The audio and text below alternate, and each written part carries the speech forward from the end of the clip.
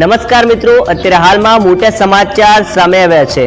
મિત્રો, ઉત્તર ગુજરાતની વડગામ બેઠકના કોંગ્રેસના દિગ્ગજ ધારાસભ્ય જિગ્નેશ મેવાણી એ ગૃહ રાજ્ય મંત્રી હર્ષ સંઘવીને એક મોટો ખુલ્લો પડકાર ફેંકી દીધો છે, એક ખુલ્લી ચેલેન્જ આપી દીધી છે। તેની વાત કરતા પહેલા મિત્રો, ચેનલ પહેલી વખત આવ્યો તો જરૂરથી સબસ્ક્રાઇબ કરી લેજો અને વિડીયોને લાઈક કરવાનું ભૂલતા નહીં। મિત્રો, જે જિગ્નેશ મેવાણી છે એ કોંગ્રેસનો રેસનો ઘોડો સાબિત થયા છે। તેઓ છે એ ઘણા સમયથી રાજકોટની અંદર રહ્યા, સૌરાષ્ટ્રની અંદર રહ્યા અને સૌરાષ્ટ્રમાં જે પીડિત પરિવારો છે રાજકોટની અંદર જેમના અગ્નિકાંડ ઘટ્યો તથા જે મોરબીની અંદર પણ જે ઝૂલતો પુલ તૂટે એના જે પીડિતો છે એમને ન્યાય મળે એ માટે તેમણે ઘણી સરકારને રજૂઆત કરી, ઘણા આંદોલન પણ સૌરાષ્ટ્રની અંદર તેમણે કર્યા છે। ત્યારે તેમની સેવાકીય પ્રવૃત્તિ ચાલી છે અને તેઓ કચ્છ પહોંચ્યા છે। કચ્છની અંદર ભુજમાં તેમનું છે એક પત્રકાર પરિષદ યોજાઈ હતી। તે દરમિયાન કચ્છ કિસાન કોંગ્રેસના આગેવાન અને જે કંગના રનૌત ઉપર અભદ્ર ટિપ્પણી કરીને જો ચર્ચામાં આવ્યા હતા એટલા એવા કોંગ્રેસના નેતા એચ.એસ. આહિર છે તે પત્રકાર પરિષદમાં ઉપસ્થિત હતા અને તે સમય દરમિયાન એક સ્ટેટ આઈબીના મહિલા કર્મચારી પણ ઉપસ્થિત હતા।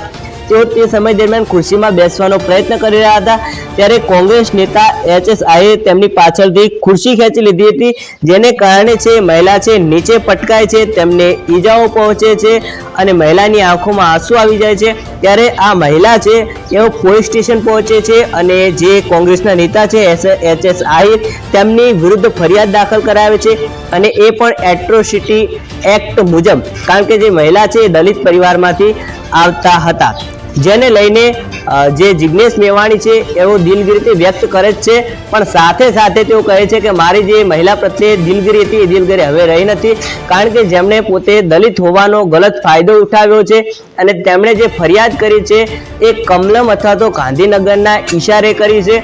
ત્યારે ગૃહ રાજ્ય મંત્રી હર્ષ સંઘવીનું એક ટ્વીટ આવે છે જેમાં તેઓ આ ઘટનાનું વર્ણન કરે છે। તેમાં તેઓ લખે છે કોંગ્રેસ એ દલિત વિરોધી છે, મહિલાઓ વિરોધી છે અને આ પ્રકારની ઘટનાનું વર્ણન કરે છે। ત્યારે જે જિગ્નેશ મેવાણી છે ગૃહ રાજ્ય મંત્રી હર્ષ સંઘવીને ખુલ્લો પડકાર ફેંકી દે છે, એક ખુલ્લી ચેલેન્જ આપે છે અને કહે છે કે 8 ચોપડી ભણેલા 8 ચોપડી પાસ ગૃહ રાજ્ય મંત્રી હર્ષ સંઘવી, જો તમારી અંદર પાણી હોય, તમારી અંદર તાકાત હોય તો રાજકોટની અંદર જે છોકરી ઉપર બળાત્કારની ઘટના ઘટી છે તેના આરોપીઓને ધરપકડ કરીને બતાવો તથા જે ભાજપના મહિલા કર્મચારીએ પણ કબૂલ્યું છે કે રાજકોટની અંદર અન્ય 6 છોકરીઓ પર પણ આ પ્રકારની ઘટના ઘટેલી છે, તો તેના જે આરોપીઓ છે તેની સામે કડકમાં કડક કાર્યવાહી કરીને બતાવો તેવું તેમણે જિગ્નેશ મેવાણીએ ખુલ્લી ચેલેન્જ આપી છે। સાથે સાથે જિગ્નેશ મેવાણી એ પણ ચેલેન્જ આપી છે અને કહ્યું છે કે કચ્છની અંદર જે દલિત પરિવાર છે ને દલિત પરિવારોને સરકાર દ્વારા 3000 એકર જમીન ફાળવવામાં આવી હતી અને એ જમીન ઉપર ભાજપના અમુક ગુંડાઓએ હક જમાવી દીધો છે, ત્યારે તેમને ન્યાય આપવા માટે કામ કરો તથા કચ્છની અંદર ઘણી જગ્યાએ ડ્રગ્સ વેચાય છે, ઘણી જગ્યાએ દારૂ વેચાય છે, એ બધી પ્રવૃત્તિઓને બંધ કરાવો તેવી તેમણે ખુલ્લો પડકાર એ જિગ્નેશ મેવાણીએ હર્ષ સંઘવીને ફેંક્યો હતો।